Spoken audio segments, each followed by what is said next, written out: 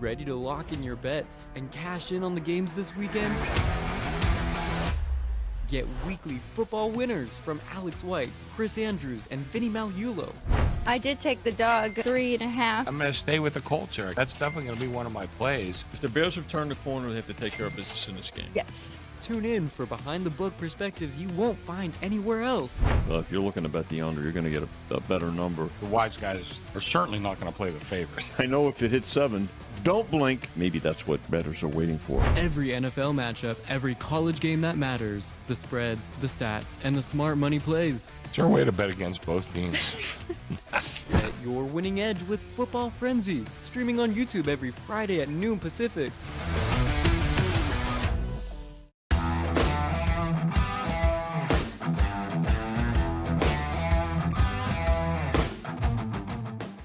Welcome into Sports by the Book, Football Frenzy edition, NFL edition. Thanks for bearing with us, trying to figure out this second hour from college football. If you were with us for the full hour and a half, we've got third generation handicapper Alex White. We've got the director of the South Point Sportsbook, Chris Andrews, SBC Hall of Famer, as well as the other SBC Hall of Famer on the desk, Vinny Magliulo, the vice president of Gone Gaming here in Las Vegas. We are excited to absolutely talk some great NFL football with you today. So good to be with you. Yeah. Excellent. Let's start with last night's game. Last night's Thursday night football game was depending on what number you got, most likely a cover for the Patriots as they win 27-14. The early numbers were 11 all the way up to 13. You did get the push on the 13 there. Ended up closing back on the 12.5. Game goes under all the numbers on the total from 45 down to 43. And both teams managed to go under their team totals by the hook. So both teams covered the teaser. Did I leave anything out, buddy? You all right? They covered the the total teaser. 13 was a bad number for us, I can tell you that. Fortunately, the college game made up for it, so we wound up with a plus for the day, which is always good. But the 13 was no bargain for us. Sorry. Well, and I got to say, I don't know that I watched more than 2 plays of the game. I was out to dinner last night. I ate at Michael's. Nice. Roxy Roxborough, Vic Salerno. What'd you get? I just dropped a name. Sorry. Good choice. Good choice. Well, Roxy is a vegetarian. Okay. His wife is not. So a lot of times when we've gone out, her and I have split the Chateaubriand, which hard to not recommend that. All right. Alex, did you have any takeaways from last night? Not really. I mean, I thought the Jets were pretty competitive when we broke down the game, right? It was hard to find reasons to want to back the Jets and to take the points there. But, I mean, it still wasn't quite enough. But I did like what I saw from them. And the other thing, though, and we talked about it on Sports by the Book and yesterday morning show, was it was a big game for the Patriots in the sense of no letdowns, right? And just to keep on moving. And I liked the interviews after that I saw from some of the players, saying they were just staying humble, one game at a time. Sounded very like the Patriots way, right? Yeah, and they're focused. Their number one wide receiver did miss the birth of his child with Stephon Diggs and Cardi B. It doesn't really matter, but what do you think of your Jets? Look, guys fighting for their jobs. I mean, since the changes and the injuries, the trades and the injuries, building draft capital, I saw some guys fight. I saw some fight, but like last year, the Jets are one of they lead the league in the wrong categories: penalties and turnovers. And it hurt them. It hurt them again last night. But credit the Patriots taking on the identity of their new coach. It's a very together group. Of course, it's always easier to be together when you're winning and you're at the top of the division. But all that said, they've got it working. Jets, just we'll have to see how guys continue to fight. But it did fall 13 as Chris mentioned. So open 10.5, got as high as 13, closed 12.5. So everything in between. Good start to the betting week for the bettors. All right. New England's going to be the 1 seed. You realize at this point. They're the front runner right now. Forget win the division. They're going to be the 1 seed. Now, I don't think they'll be favored over Baltimore or Kansas City, or maybe not even Buffalo. But they will have home field advantage at the playoffs. Yeah, they improved to 9-2, sit atop the AFC East by 3 games. Buffalo is 6-3, And we'll move to the Miami Dolphins, talking about the next game.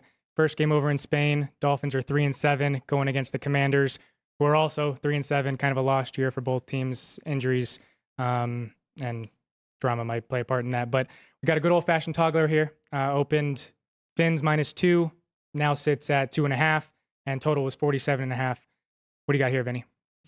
Well, I think, it's unusual for a game that kind of, especially a pro game, right? You see more 2.5, I would say, in college, right? But now this one in the pros. Commanders banged up. But both of these teams can give up points, right? Their defenses have been struggling. First game, in Spain, right? In this international season, the last one of the season for the NFL. So, but the Dolphins, I will tell you this: in the last couple of weeks, a bit more fight in them as well, like we saw with the Jets. So, a couple of weeks ago with a healthy Daniels, you would have seen the Washington favored. Yeah. So,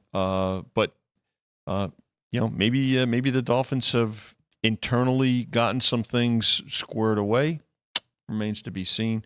Not going to be surprised though if we see the totals holding steady too. You might see some points in these in this game though. Don't you think, Chris? I'm not a big totals guy, but this is kind of high, 47.5, which is pretty big number in the NFL. We've gone 2.5, 3 a couple times. And it's funny. I did a podcast earlier in the day with Matt Peralt from Bostonian versus the Book. And he's thinking, boy, does anybody care about this game? I said, well, they do at South Point because we do everything at 11 to 10. So we're at 2.5. We got the best number in the world if you want to play the favorite. We go to 3. We got the best number in the world if you want to play the dog. So guess what we don't need? Yeah, so guess what we don't need. So I'll be watching this game early tomorrow morning while I'm drinking my coffee and hoping for one thing, no 3. Other than that, probably not going to be involved in the decision much. But, I mean, we're still, 14 hours, 16 hours from post time. Things could change. But right now, that's the way it looks for us. The only thing I can say is to steal a line from one of our good mentors and Chris Andrews here. Can I bet against both teams? Because the Commanders have lost 5 in a row, and they've had tough competition. The Chiefs, Seattle, and then the Lions. So the last 3 games, very tough, but just not seeing a whole lot in them. And then can the Dolphins show that fight again? But then I still just don't think they're a very good team. So I made it right here on this number. So it's a pass for me. Maybe an in-game, too. Maybe an in-game. Right? Well, for anybody curious, the Dolphins arrived on Monday, have been practicing in Real Madrid's rival facility, Atletico Madrid, and the Commanders arrived on Tuesday. So both teams arrived early in the week. Good. Not much to report there. But as Alex had mentioned, Commanders losers of 5 straight, losers of 4 straight by at least 3 scores. First team to do that since the 2002 Cardinals. Wow. And the Dolphins coming off their biggest win of the season and their best game, featuring their running back in Devon Achane. So maybe they can get their offense going, but need to see some fight out of the Commanders there in Spain. So we'll come back to the States, going to New York, going to Green Bay Packers on the road, taking on the Giants in MetLife. Packers opened 7. Opened a little bit late with the questions with Jackson Dart to Jameis Winston. Jameis Winston will be the starter here. Packers losers of back-to-back games, both at home. And the Giants could be getting a head coach boost. Mike Kafka takes over, the offensive coordinator, was formerly the passing game coordinator / quarterbacks coach with the Kansas City Chiefs at the start of their dynasty run. So pair that with Jameis Winston, and this offense might be have no fear slinging the ball around. So what do you guys, Chris, what do you think here? Boy, Jameis, a lot of talent, but boy, he can keep both teams in the game at the same time. I was kind of surprised they went with Jameis instead of Russell. I don't know what to think about this game, but I know an interesting tidbit that I saw was what's the new coach's name? Mike Kafka. Kafka. He and Daboll almost got into a fist fight on the sidelines.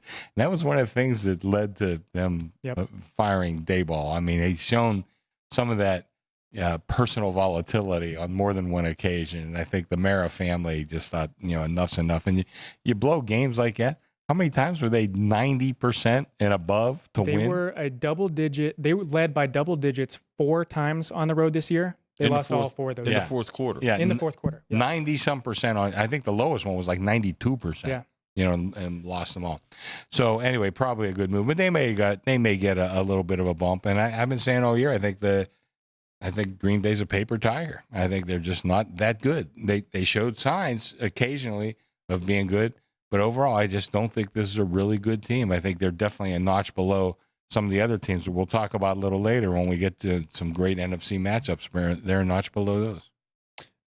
To Chris's point, he's been saying it all year. The inconsistency with the Packers, I think, has shown again, particularly in the last couple of games at home. The Kraft injuries really hurt them because he was coming in and You know what? I forgot about that. I wanted to talk about that. That was a huge injury for that team. That because he was everything for them because it opened up everything for them. And I think it's really shown how important. I mean, you look at that Steeler game. Sorry, buddy, but no, but No, the truth hurts. and he got hurt the next week, and it's seriously impacted them. And then the kicking game and the defensive game have not been consistent either. So now that said, I think what you're going to see here is the public will be on I think on the Packers because of the Giants' injuries. And what are pros looking at? Either passing or maybe see if it gets higher. They haven't grabbed the 7.5 just yet, so we'll have to see. It may be a pass or an in-game at this point. I'm glad you mentioned that Kraft injury. I wanted to talk about that. I mean, there's some great tight ends right now in this league. It seems like it's a tight end. And we talk about a quarterback league. Yeah. It's a tight end league too. But Kraft was right in that conversation. He was so important to that offense. And, for a team that has some flaws, you have that guy can really, unite the offense anyway and have something to build around. But missing him is bad. But I thought it's a danger sign when you see a number sitting out there at 7.5. That means the wise guys aren't crazy about the dog. Yeah. And, that tends to scare me a little bit. It's a tough handicap because the 3 losses for the Packers, their defense held the opponents to 10, 16, and 13, and they still found ways to lose those games. So it talks a lot about their offense, right, and the struggles right now. They're 7th in scoring defense. They're 3rd in opponent yards per play. That makes me a little bit worried for Jameis Winston and company, especially with their injuries, especially to their skill players. And who does Jameis Winston really have? But I can't jump in on the dog either, taking the 7.5, even though I made it 5.5, so I'm a little bit lower. So did I, but I'm still not jumping in. All that said, though, I'm not so sure that the Bears, right? I'm not so Boy, sure he's the Bears. insulting all of us today. Jeez. Well, listen, after what happened last week with the Jets, I mean, you guys and the Mets. I didn't forget that. I didn't forget that parlay. That's a month ago. That's ancient history. But too soon. But I'm not so sure. In all seriousness, I'm not so sure the Bears win that game if Dart doesn't get hurt last week. I absolutely They could agree not with you. contain him at all, and so but that's not what happened. But certainly, that's where we are with this game. Yeah. So could be getting a coach's bump. Could be getting some no fear from the quarterback play. And then just kind of an added tidbit here, more coincidental. But Matt LaFleur has 4 different instances of a 3 or more game losing streak in his tenure as the Green Bay Packers head coach. The 3rd loss has come on the road in every single one of those instances and lost back-to-back at home. This is the away spot if you want to go with the coincidence. Let's go get the 7.5. We go to the team actually playing in New York, the game being played up in Buffalo, the Buccaneers against the Bills.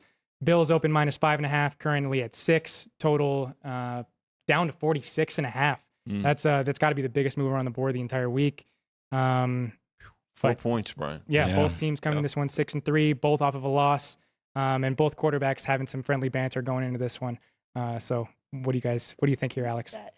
I'm shocked with the movement on the total, really. I mean, if anything, I was thinking this was going to be an offensive game. Both of these teams, well, Tampa's a little bit out of the top 10 when it comes to scoring and yards per play, but both of them are definitely out of the top 10 for the defensive side. So I think we're going to see points. My one concern is no Bucky Irving and Chris Godwin again for Tampa Bay, and we've really seen that hurt Baker Mayfield. And also, he's not really using his legs anymore. Right. There was a few weeks in a row where he was scrambling a lot. So I don't know if there is a small injury for him too. Both need a bounce back spot. If anything, if he made me play it, I'd take the points here. I think it'll be a field goal game, so I'd take the 6.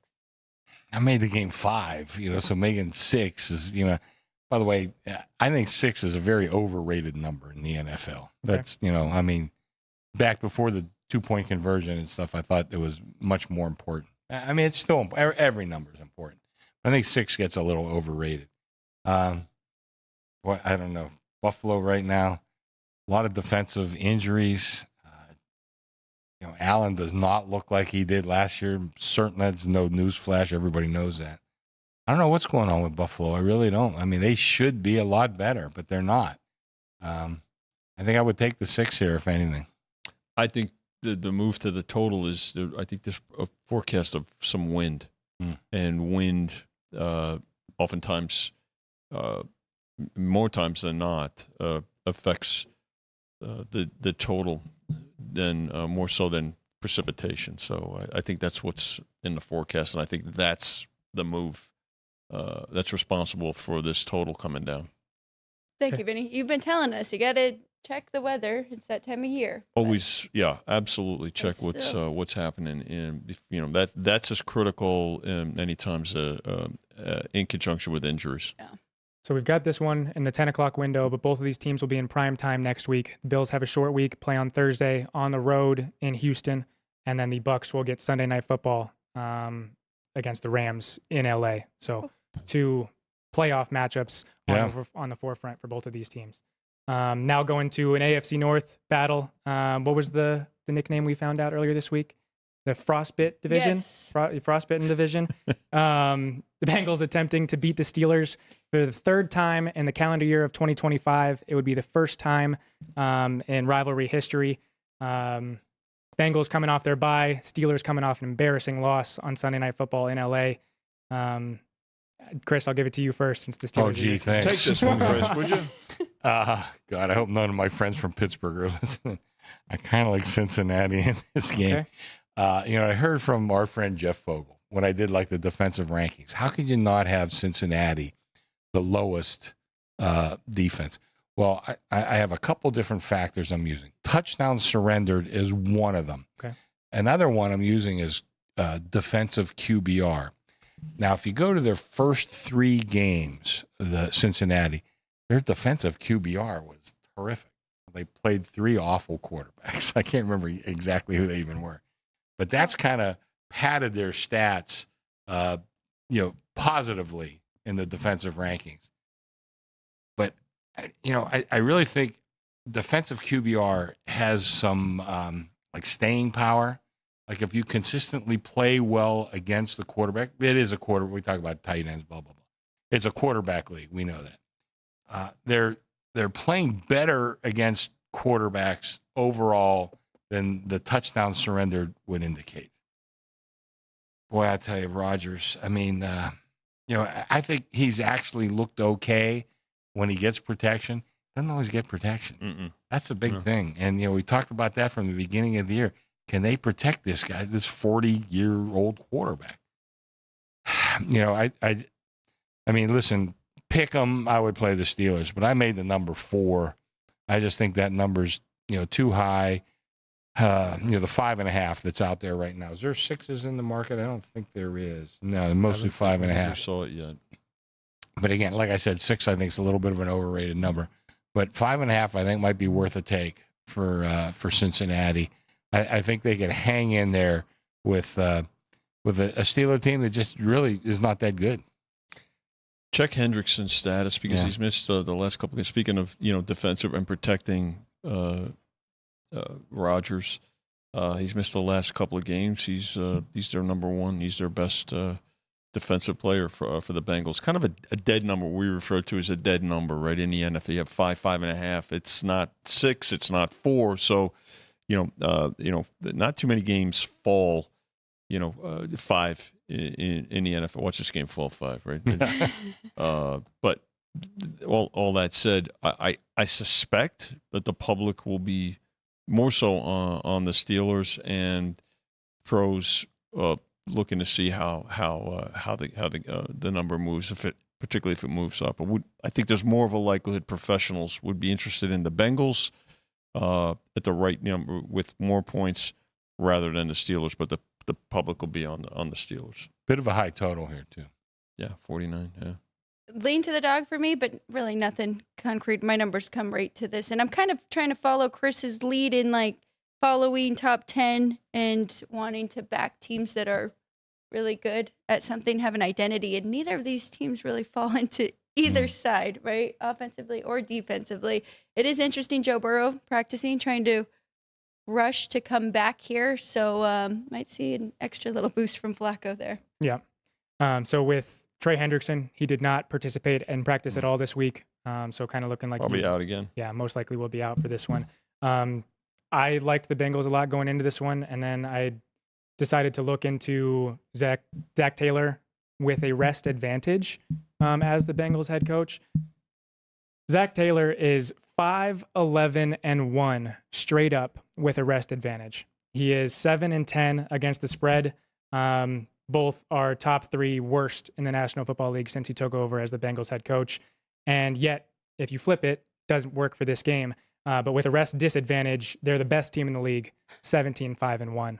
And then if you compare it to Mike Tomlin, since he took over for the Steelers in 2007, with a rest disadvantage, 36-23-1 straight up, 31-26-3 against the spread, both top 8 in the National Football League in the last 20 years. That's it. I'm tapping out on the Steelers. All right. There you go. And then, yeah, I'll be Tomlin's rooting. owned the AFC North as well. So, but we'll go to a different AFC matchup, going to the South. Two teams kind of not exactly what they expected going into the year. The Titans fire their head coach, something new. But coming into this one off a bye, so maybe they can be ready for this matchup in against a divisional foe. Texans' first road game, though, since the middle of October. 3 straight road games.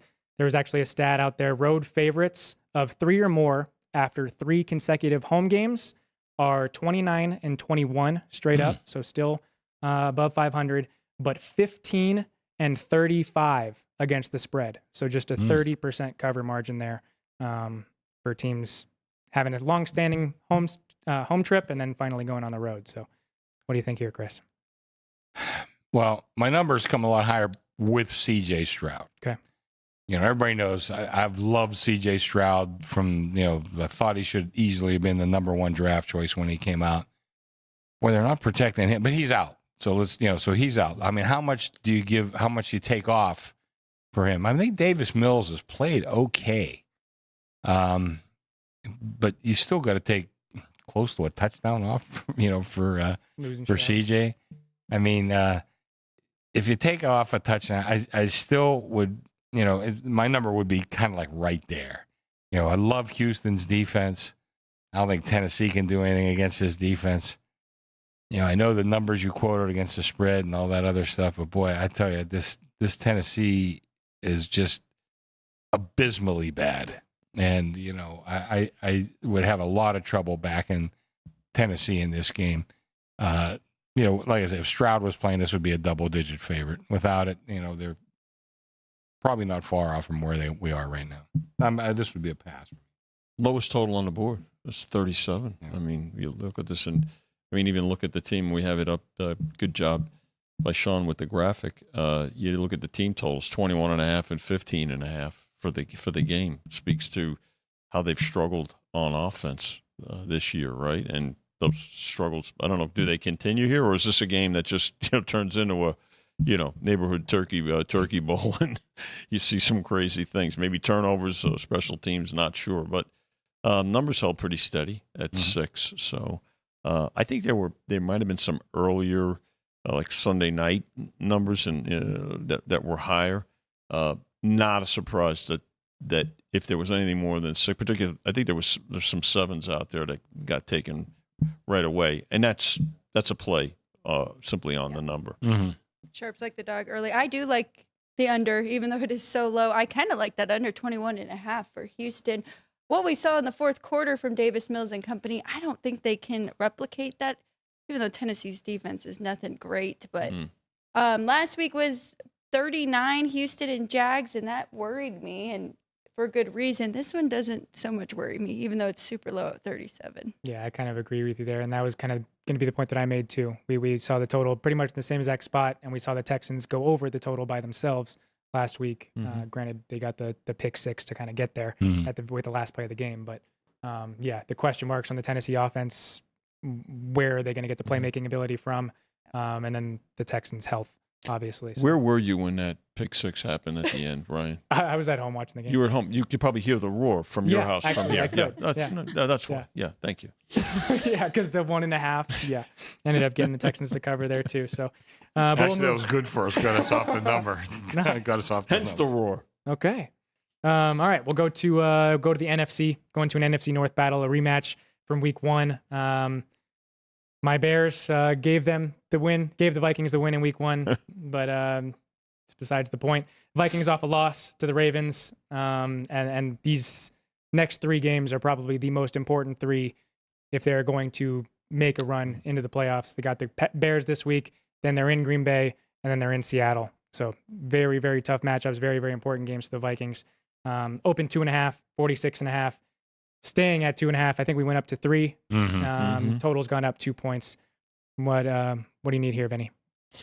Well, I think, again, you have a game here where we're not going to need a 3, obviously, right? You mentioned that first game. I think both of these teams are quite different from that first week, too, right? The Vikings, they've struggled with the offensive line injuries for the better part of the year. The Bears playing good, finding ways to win. I mean, they came back in all fairness, what they did against the Giants last week.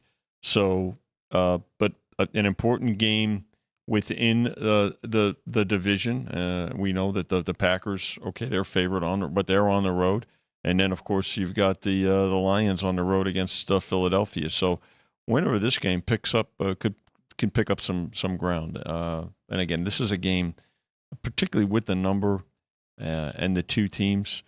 Chrissy, I see a lot of action on this game, and I see it going back and forth. And obviously, we're not going to need a 3 for sure. Once again, you got it. We don't need a 3, and this number, I mean, from a bookmaker standpoint, this could be nothing but a 3. You have to start. I mean, sometimes they take you one way or the other, but I mean, as a bookmaker to start, this just had to be 3. What else are you going to do with these 2 teams? Very similar.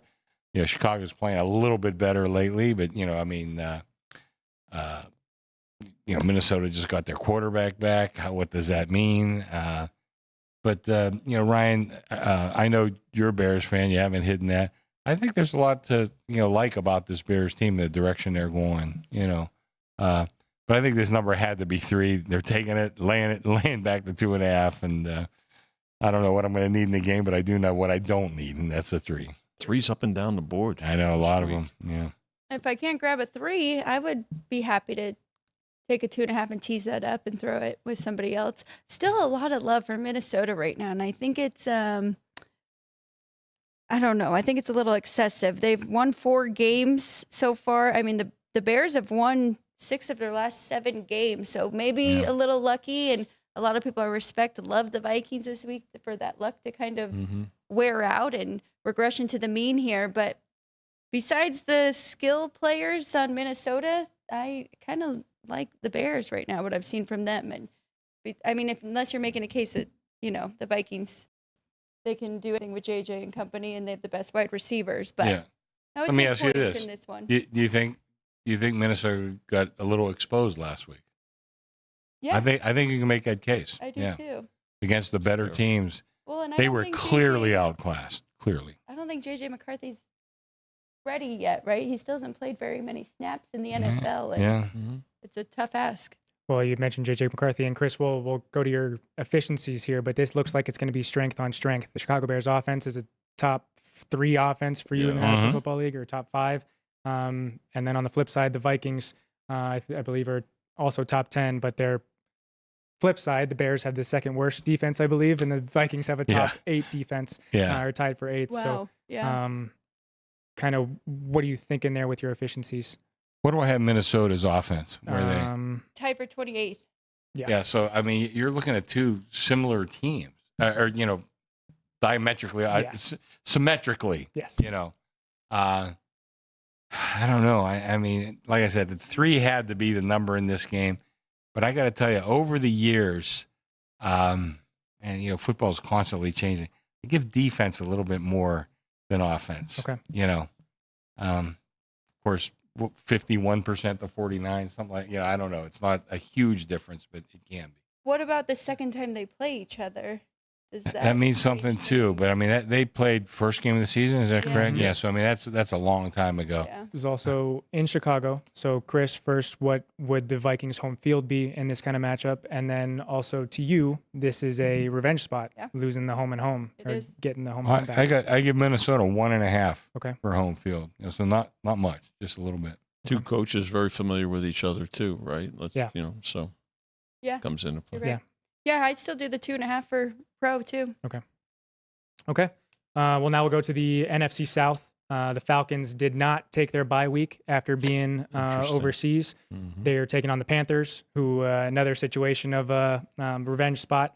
But Falcons open -3 in this one, open 43, 3.5, 43. Stayed there on the spread, but total has gone down, to 42. What do you like here, Alex? That makes me a little bit nervous. I really liked the Falcons, even with that terrible number of 3.5. I thought that was the right side, and kind of thought that the Panthers were a little exposed last week, losing to the Saints. But how did that other team that didn't take their bye week? We've seen it once already this year where they didn't take. It was the Browns, right? They didn't take their bye week, and then they had to play against the Steelers. So we've seen it 3 times this year. Okay. And I was able to go back to 2022 for this. So teams to not take their bye week after an international game are 10-5 straight up. But if you limit it to this year alone, 1-2 straight up. The Browns lost, the Jets lost. The Broncos came home, played the Giants, went down 32-0, but came back and won. 19 to points 32. from they were down 19 in the fourth quarter. So right? it could be a good spot to take the Panthers first half. Oh, Who were those yeah. first 2 teams you mentioned? Browns and Jets. Okay. Yeah. They stink. Yeah. So okay. yeah, but kind of taking that into account of Yeah. maybe it's not. Mhm. It doesn't hurt to not take the Yeah. bye after being international. Stay in a rhythm. Yeah, I made it higher. I coming made home. it 6. So just number based, I was looking at the home team here. Okay. I made it 5.5, but I got to tell you, I don't know. I'm not throwing anything out there conspiracy wise, but it seems like the Wise Guys have a better handle on Atlanta than certainly I do. And when they bet on them, they win. When they bet against them, which they have a couple of times, when was that one game? Was it against Carolina? It Or was. When they got they shut got out. boat raced. Yeah. They got, 30-0. and there was a ton of money on Carolina in that game. And that's what started, like, how did they know that? I mean, Carolina. I mean, it's not like, they played Buffalo Sure. or even, a middle of the road team. They played Carolina. And I mean, I had a ton of money on Carolina. Atlanta was never in the game. And I started noticing from there, it seems like on them and against them, they seem to have the right number or the right handicap. And Okay. I certainly don't. Wait, are they on them or against them this week? I think they took 4. Didn't we go to? I'll tell you. Did we went to 4? I think. Yeah, Chris, we were right? at And I think 4. they- So right now, they I got think grabbed, a yeah. little bit more, So- but nothing significant. Okay. A little bit more on the dog. Call me Sunday morning. I'll give you a more accurate picture of this one.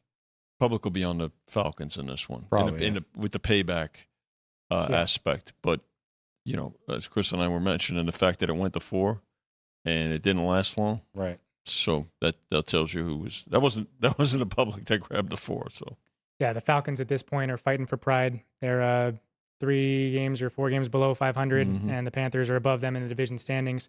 Yep. Did want to point out the Panthers, after a loss this season, 4-0 against the spread with Really? 3 outright wins.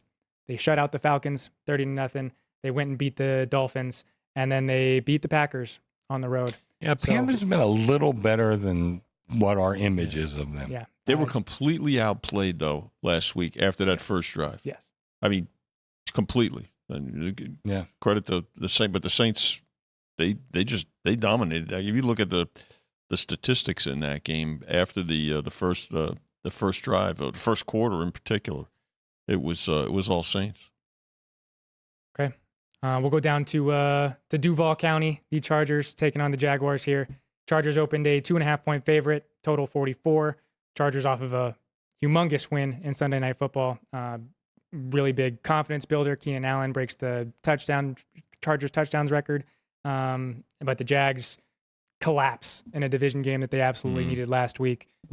So what are we thinking here in a bounce back spot or letdown spot for the Jag or both teams here? I mean, you look at the chart. Here's another example of the Chargers. Right, we knew that coming into the season. Right, the most traveled team in the NFL this year. When you look at them, they just kind of crisscross the country or the globe, as it turns out.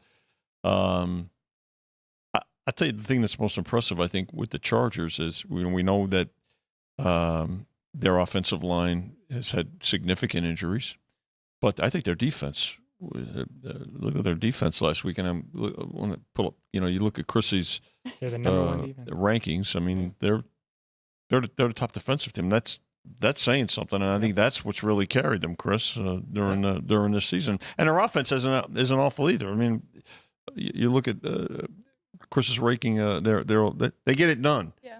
So I mean, but the defense has been most impressive to me. I think that's a Jim Harbaugh team. I mean, he likes to control the ball offensively, play great defense. I think this is a good team. And I've talked about, Justin Herbert just a notch below those best quarterbacks. But I think he's with the right coach. It might be able to elevate him up to that level. I mean, I think he's a real, a terrific team. I made this number 3. The Jaguar collapse, I think that speaks to the character of this team a little bit. I think that they are vulnerable to that. It looked like that was an easy win the first half and even further into the game. And the next thing you knew, I mean, the final score was a little deceiving, of course. Yeah. But still, the collapse was not. The collapse was there. And Is Trevor Lawrence, is he the second highest paid quarterback in the NFL behind Dak Prescott? He's either second or third. Annual value. Let me. I mean, that's he is. We've been waiting for him, and he's 26 years old. I mean, it's time. You're either going to do it now or you're not. He's going to be stuck in that mediocrity, and I'm afraid that's what he's going to be. 5th. Yeah. What is he? He's the fifth highest paid quarterback. Yep. How many million is that, my friend? Making $55 million a year. Okay. I guess he's tied for the second highest paid. Okay. Yeah, with Joe Burrow, Josh Allen, Jordan Love. Don't necessarily think he falls into that company. No, he might be Jordan Love. Yeah. But he ain't the rest of them. He's struggling. Yeah. 55. Yeah. I know who to go to if I need a loan. I wish I'd made friends with him. But anyway, I think this number had to be a solid 3, which is pretty much what we're seeing now. I think there was some 2.5. I think this game has to be. Yeah, I like the Chargers here. I think that number kind of tells you all. And I was so impressed with their win last week. I was concerned with their offensive line and, with Joe Alt going down, and then they made a trade and looked pretty good against the Steelers defense. We'll see if they can keep it going. But you said it. I mean, definitely a confidence booster getting that Sunday night win. They got to stay on track. But I agree with Chris's numbers up there. I mean, 11th offense, first defense compared to the Jags that are 13th offensively, 21st defensively. And I think if from the eye test, their defense looks better than their offense, but they were relying on takeaways so much. And we knew that wasn't necessarily sustainable. So I like the Chargers here. One thing that I was kind of looking at is the injury report in this one. Just maybe kind of figuring how seriously these two teams are taking it. The Chargers have 15 guys listed on their injury report. 13 were full participants in practice yesterday. 2 were limited. And on the Jag side of the ball, they had 13 limited participants and 3 did not participate and 2 full participants. So guys not exactly there for practice, but the Chargers are and taking this game seriously. I'll tell you what, you're not going to mess around with Jim Harbaugh. You like him or don't like him, and I know there's a lot of different opinions on him.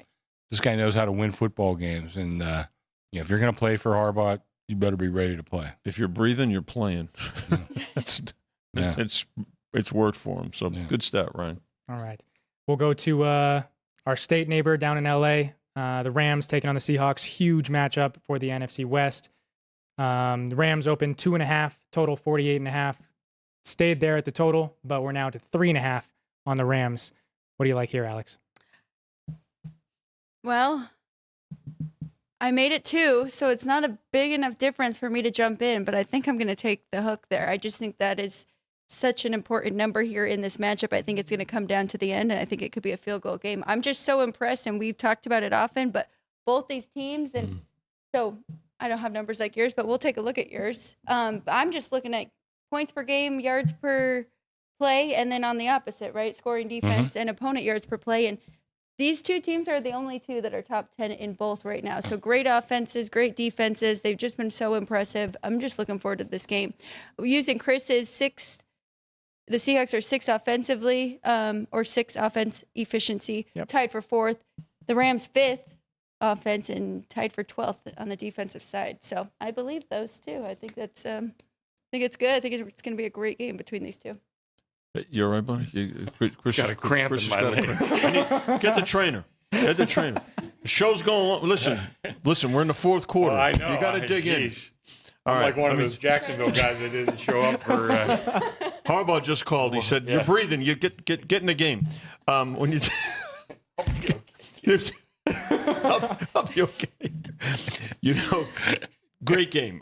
This is a game too. We talked about the weather. In Southern California, not going to affect this game. It'll affect the people getting to the game more than it's going to affect the teams because of the configuration of the stadium, right? But good game, two very solid teams, well coached. This game's going to go a long way in talking about the division title. This is one of the better. I think when you look, and this is not going to surprise anybody, right? The 3 best divisions in the NFL are this, probably the NFC North and the AFC West, right? From top to bottom. And, other divisions have a couple of really good teams. But this is a division where, there are 3 teams that have battled and they're going to continue to battle. Well, I think you look at this game and you look at the Sunday night game. Yeah. This looks like the Final Four in the NFC. Very good. Yep. Yeah, I mean, so good. each of these games is intense. Now, I got to tell you, there's nothing to knock on the Rams. There really is not. But I love this Seattle team. I love their defense. Darnold has played great. I didn't know much about their coach going into this year, but he seems like he's a hell of a coach. Now, I got to tell you, if this was a playoff game, I'd probably be on the Rams. It's not a playoff game. I like Seattle in this one, plus the 3.5. But I got to tell you, I have a lot of money on the Rams from not just public, sharp guys. I respect that, but I still think that 3.5 is just a little too high. Alex, you made the game too. I made it 1.5. I don't give the Rams much for home field. I think these teams are relatively even. This Seattle team, I'm just tremendously impressed with them. All around. Matt Stafford, I still think, he's certainly in the argument for the MVP. May be the favorite at this point. He's played terrific. Good. But like I said, if this was a playoff game, I'd probably be on the Rams, but it's not. I like Seattle. It's just a fun note here. All time, this will be the 56th meeting between these two teams. Seahawks lead 28-27. Total points scored, Seahawks lead 1166 to 1164. Oh, jeez. So if the Rams win this game by 2, we are exactly tied in Yeah. this division rivalry. Wow. There you go. That's great stats, yeah. So, Yeah. and then just an added note: the Rams are 7-1 against the spread so far this season as a favorite, and then the Seahawks have not been an underdog since on the road in Week 2 against the Pittsburgh Steelers, and they ended up winning that game by 14, covering outright by 17. By the way, a quick note here. Seattle used to have the biggest home field advantage, and I always say it's the difference between home and away.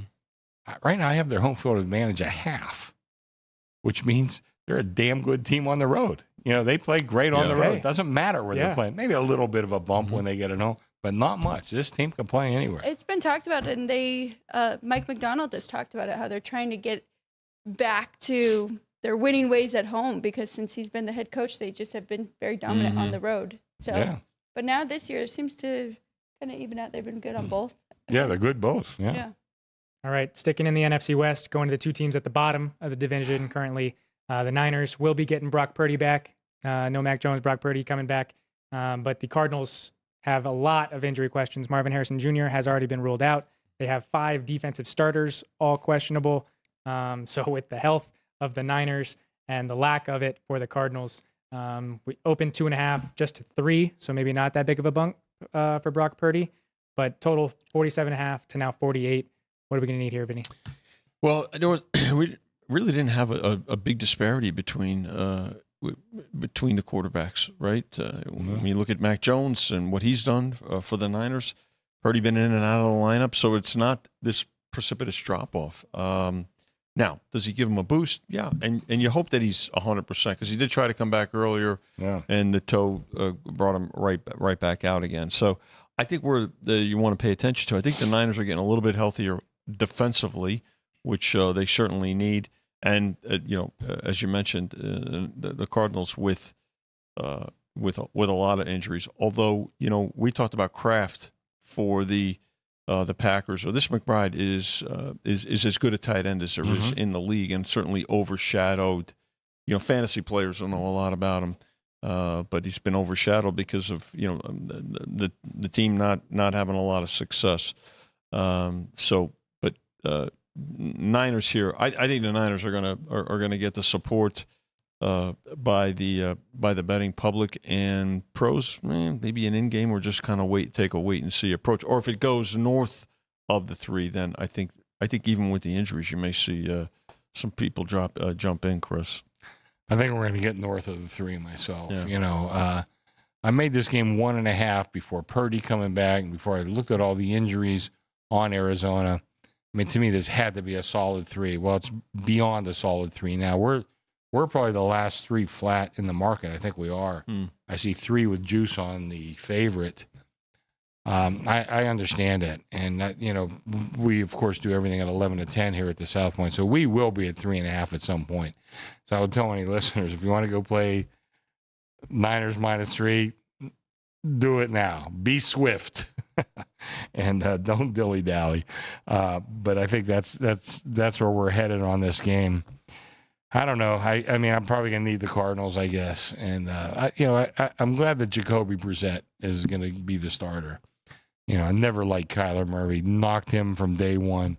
But Jacoby Brissett, I've always complimented him. He's a good, solid quarterback. Like I said, he's not going to be the starter for a Super Bowl contender.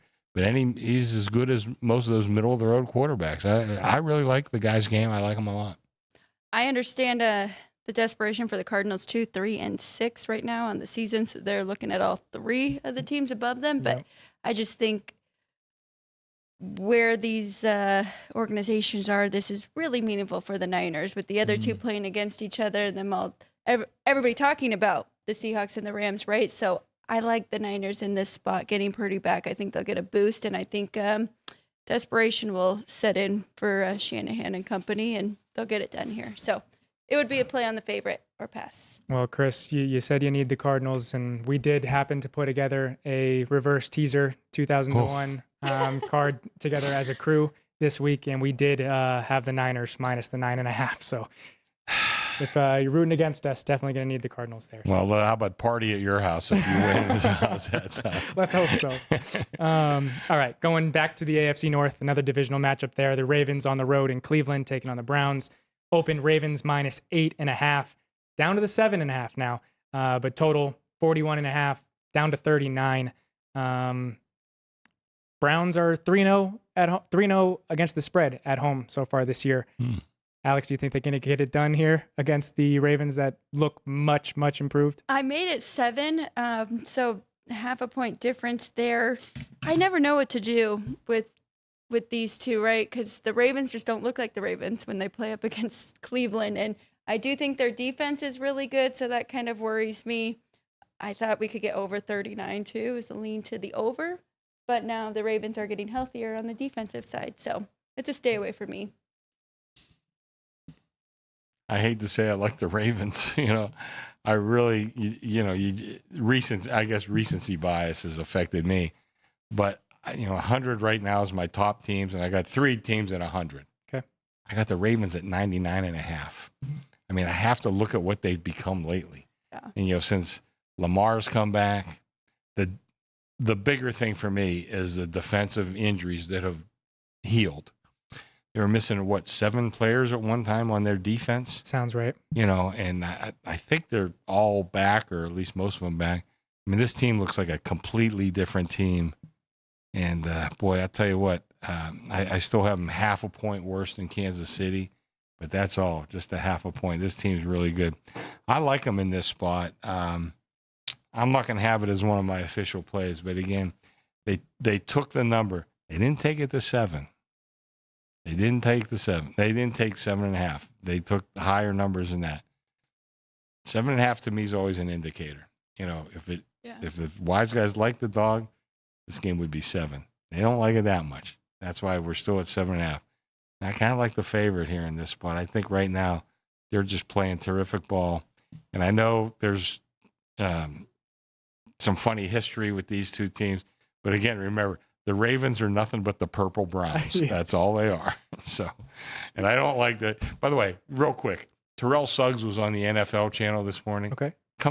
And when I was doing my radio show years ago, my producer also was a doorman at one of the strip clubs. And he came in, and he was a big Steeler fan and a big, strong kid. He came in the next day and says, I got bad news for you. What? I met Terrell Suggs last night. It's really good. He's the nicest guy. I was, oh, man, thanks for ruining my day. I want to go through my life hating this guy. But he came across really good on the NFL channel. And like I said, he's supposed to be a really nice guy. That's funny. Ravens breathing down the Steelers' necks with 2 games head-to-head I know. coming up with them. Browns defense is, I think, the reason for taking the 8.5 and the 8 in this game. But I think there'll be support. To Chris's point, we haven't gone to 7 yet. I think there'll be support for the Ravens getting healthier, playing better. Certainly the Browns can't keep up with – they don't want to get in a shootout with this team. So they're going to rely on their defense to try to create turnovers and try to keep them in the game that way. But right now, Ravens, pretty dangerous group. Just a fun all-time note, both AFC North matchups this week feature a chance for one team to win all 3 matchups in the same calendar year. If the Ravens manage to win this one outright, they will have swept the Browns 3-0 in the calendar year of 2025. But just another all-time point. The Ravens lead 38-15 with the average points per game all-time. Ravens 24.3, Browns 16.2. So all-time, the Ravens cover this 7.5. We can't bet those games, though, right? You can't? But getting to the biggest game of the afternoon slate, the one in the AFC West, the one that a lot of locals here will have a lot of rooting interest in with the Broncos and Chiefs. Oh, yeah. Chiefs -4 on the road, and total has gone up just a half from 44.5 to 45. Vinny, what do you need here? So remember, wasn't it last year where the Chiefs won this matchup in Denver on a blocked field goal at the end? Yep. This is a better Denver team than a year ago, and not as good a KC team as a year ago. Maybe has the torch been passed? Well, if it hasn't been passed, it's certainly it's getting passed. The Broncos' defense is just phenomenal. Now, Surtain, I believe, is still out. Yes. So that's a big loss for them. But I've got to tell you, the one thing about the Broncos, and Chris and I talk about it every week, they're behind in games. It doesn't. They just hang around, and they keep themselves in a position to not only compete but to win games. I'm a little surprised that this number has sat pretty much solid for most of the week.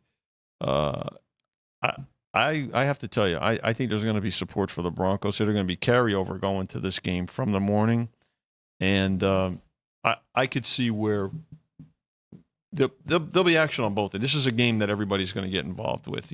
Both public, professionals, pros are obviously waiting for maybe a 4.5.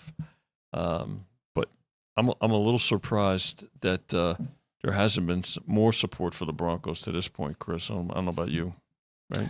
I love the Broncos in this game. Yeah. I think this game is just too high. I think this game, to me, 3 would have been a max, that Kansas City's favored by. I think the 4, and I just mentioned, I have Kansas City top of my power rankings. I have them at 100. But I think this Denver team is strong, particularly strong on defense. I think Knicks has been a little disappointing, more than a little disappointing. I think their offense has been disappointing. But still, that defense is going to keep them in there. And, KC wins a lot of close games. But 4 is a big number on the road in the NFL. Yeah. It just is. And, I like Denver. This is definitely going to be one of my plays if anybody wants to sign out early and not have to wait till the end. But this is definitely one of my plays. I like Denver plus the 4 here. I know I made Kansas City 1. It just concerns me that it hasn't moved off of this at all. And the fact that the Chiefs are coming off a bye week makes me nervous. Yeah, Andy Reid's great record there. But the Broncos mini bye, they played on Thursday against the Raiders, so maybe that kind of evens it out. But I am going to play the under for sure. That's probably one of my best bets. Under 45 the last 4 matchups between these two have all stayed under 9 of the last 13. I love Denver's defense, so if their offense continues to struggle, right, and Kansas City, Spags' defense is still top 10 in a lot of categories. So love the under. I'm probably going to take the points too because I think it's going to be a low-scoring game and every point will matter. So. And Chris, in your efficiency ratings, the Chiefs, the Colts, and the Seahawks are the only teams that are top 10 in both offensive and defensive efficiency. But the Broncos are tied for 18th offensively, but 3rd best defensively. The one point I did want to make with the Broncos defense, Vinny had pointed out they will be without Pat Surtain. Mm-hmm. They will also most likely be without Alex Singleton, their middle linebacker, their signal caller, because they found out they ended up having testicular cancer in a urine sample test against the Raiders. So he had that removed, but more than likely not going to be able to play in this game. And then added the fact that Chiefs off a bye, so I think that's why we're seeing it stay here. Well, Andy Reid off a bye always gets money. Tough, yeah. So, all right, now we'll go to the Monday night game. Or no, excuse me, Sunday night. Skipped over Sunday night. How could I skip over Sunday night? Possibly the NFC Championship game. The Detroit Lions on the road taking on the Eagles. This one, Lions getting 2.5 on the road versus a team that didn't exactly look that great on Monday night against the Packers. So what are we going to need here, Vinny, with the Eagles? Well, Sunday night, 1.5. This game got to 3, I think, Chris, or like Tuesday or so. But again, somebody blinked, and that was the end of that. 2.5 here, so probably going to see a toggle. There's going to be carryover going to both sides. So this is one of those games where when we're sitting there. At 5 o'clock, we're going to be looking at it saying, okay, what's the worst case scenario? 3 and over. Right? But probably exposure to both teams. So same thing's going to happen on Monday night. And that's a byproduct of carryover. But again, a game that everybody's going to get involved with. Lions, obviously the offense that is going to be, it's their offense against the Eagles. The Eagles' defense in terms of how you're going to handicap and how you're probably going to play this game. But the 3 is obviously going to be a take, and if you're going to bet the Eagles, you're either going to lay the 2.5 or wait maybe for in game. I'm not going to give this game out because if it was 3, I'd give it out on Detroit. Okay. I made this game 1 essentially, Philly. Right now I think Detroit. They've had a few clunkers, but so have the Eagles. And I think right now I like the way this Detroit team's playing. Matt Campbell reminds me a lot of Mike Vrabel. I'd love to see those two go 1-on-1 on Oklahoma drills. I would love that. Would be fantastic. I'd pay to see that. But I like a lot about this Lions team. Of course, there's a lot to like about the Eagles team. They are the defending Super Bowl champs after all. And I've talked about Jalen Hurts, a guy who wins a lot of football games. Saquon Barkley, not quite what he was last year, certainly, but he's still, a terrific player. But if this number was 3, I would give out Detroit. I don't know if I want to I'm not going to give them out with 3+ juice, with juice and all that. I think that's a little unfair, but just telling the public out there, if you see a 3, to me, it would be worth taking. Absolutely. And if you do, then take a little bit of the money line too. Yeah. I think the Lions can win this game outright. I'm more confident in where they are right now, especially Dan Campbell took over offensive play calling. They seemed better last week. I know, and I know that that Washington defense has been a little porous and underwhelming, but still, I like what I saw because Jared Goff, 25 of 33, over 300 yards. But then their run game got going again too. Gibbs had 140 plus, and Montgomery about 70. So. Yeah, the balanced offense was there. They'll be ready for this game. They've been thinking about this game because we would have had it last year, right? If the Commanders didn't beat the Lions. So I really do think that they'll be ready to go, Dan Campbell style. So I'm taking the 2.5 and some money line here for the Lions. Well, Vinny, I did not blink early in the week. I got the 3. Oh, good for you. But the only point that I would make for the Eagles backers is that Jalen Hurts has never lost to an NFC North team. He's actually, as a starter. 9-1. He came in relief of Carson Wentz when they benched him and ultimately moved to Jalen Hurts as their starter. Would that qualify as an announcer's jinx? Was that? I might be hoping I'll so take come it. Sunday night. But let me tell you, he's 9-1 show the against the graphic. NFC North. What is he against everybody else? Right. He's pretty darn good against all those Absolutely too. So phenomenal. Right. Very good, Ryan. You got the 3. Excellent. But there's some Good for you. that locker Shocked. room's a mess right now. I mean, AJ Brown still unhappy. Did you see his newest? He Well, said, if you got no. me on fantasy, just drop rid of me, yeah. Yeah. God, Drama. Drama. Drama's not good. wide All right. receivers, the drama queens of the NFL. Yeah.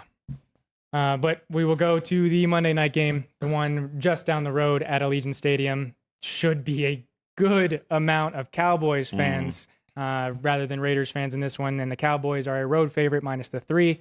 Total is at 50. What are you going to need here, Chris? I know what I want, and I'm going to do my best to need it. I like Dallas in this game. Okay. I think right now you look at that, the Raider defense is good. I mean, it is pretty good. But I think Dallas can exploit that defense. Right now, Dallas, their offense, where's my offensive rankings for Dallas? I mean, they're way up there.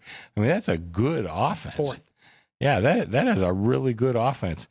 30th defensively. And I know, okay, is the Raiders the kind of team that can exploit that defense? So you're 31st on offense. My answer would be no. And you're looking at either an injured Geno Smith or Kenny Pickett.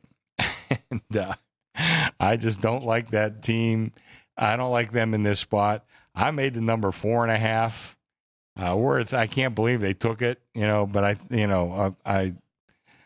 I want to need the Cowboys in this game, and by the way, I'm a Pittsburgh fan, grew up in the 70s. These are my 2 most hated teams, even more than the Ravens, my 2 most hated teams. So I'm not biased in any way in that sense, but I just like the Cowboys. I think it's a terrible, terrible match for the Raiders. The crowd will certainly be more, pro Cowboys, as we've seen with many instances over at Allegiant. This game, I'd be surprised if this game doesn't go up. I mean, you look at the money line on this game at $1.70 right now. Typically, a 3 would be 50 to 60, right? I mean, we're all the way up to $1.70. So that tells you that not only did they lay the money line in straight bets, but there's tie-in to it, and this will be the ultimate tie-in game. So the likelihood of this game going up is far greater than it coming back down. So, and I just want to say on my ties win card, I use the Cowboys 4. I remember telling when I'm not letting anybody lay 2.5 going to Monday night on this game. I'm just not letting them do that. They want to take the 4.5, which is essentially what you do on a ties win card. I'll deal with that on Monday, but I do not want to deal with a 2.5 on this game. We're opposite on this, and I actually do like the Raiders here. I want to check Geno Smith, his status, but I mean, he did play through that injury on Thursday night against the Broncos. That's a really good defense that he was up against. He's looked so much better since the Jacksonville game when they got Brock Bowers back. I just really think their offense revolves around him.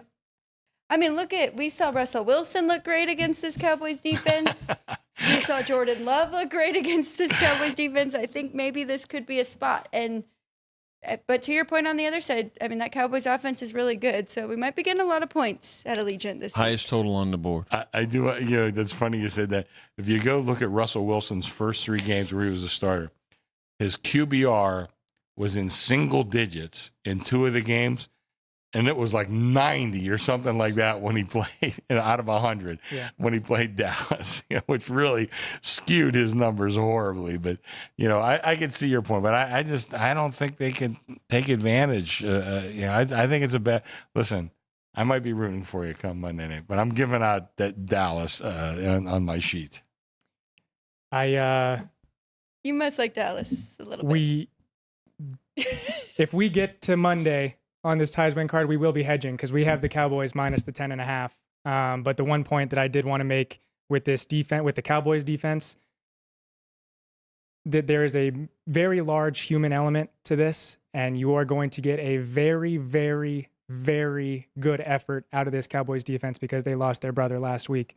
So I would. Good point. I'm thinking the Cowboys offense is going to roll, defense is going to finally hold up. So I like the Cowboys here. I'm going to write that down. Party at Ryan's house. Let's hope so.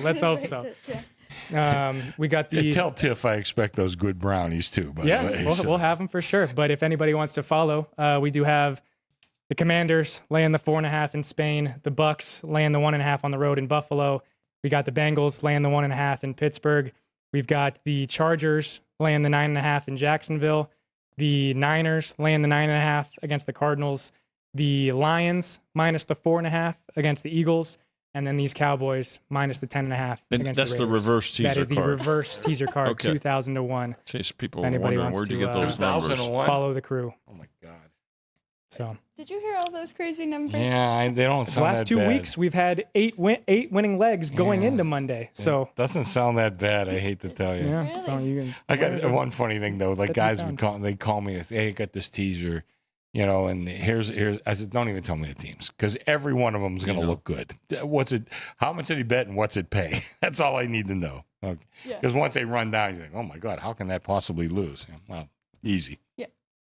All right, Chris. Before we get out of here, what are your official plays on this NFL card for this? 3 NFL plays: Seattle plus 3.5, Denver plus 4, Cowboys minus 3. Okay. I hate to go against the whiteboard, but the numbers are the numbers. Hey, I got Seattle plus 3.5, Broncos plus 4, Lions plus 2.5. But I did like the Raiders, but I'll take it off the board. Awesome. I have a 2000 to 1 You're going allowed to here. disagree with me. It's okay. Oh, and I do like the Niners now and the Chargers. So all the West Coast teams for me. New cars on the right side of the table next week. I could see it. We will take them for sure. All right. Well, Vinny, thank you. Chris, thank you. Did Good you have job. any? Because I was going to tee you up for a couple because I know you liked some earlier in the week. I You do give like- out- What do you got? I do like road dogs this week. I like the Bengals against your Steelers. I like my Bears on the road against the Vikings. I am capable of betting against my Bears, just to not full bias. I do like the Bears. I got them plus the 3 as well. I like the Seahawks getting the points in LA against the Rams, and I like the Lions getting the points against the Eagles. So those are my 4. Yeah, I don't Getting disagree with threes. any of it. All right. Bears, I think it's right there. It's a solid number. Yeah. But the other 3, I think, probably the right side. All right. Even the Bengals, you rat.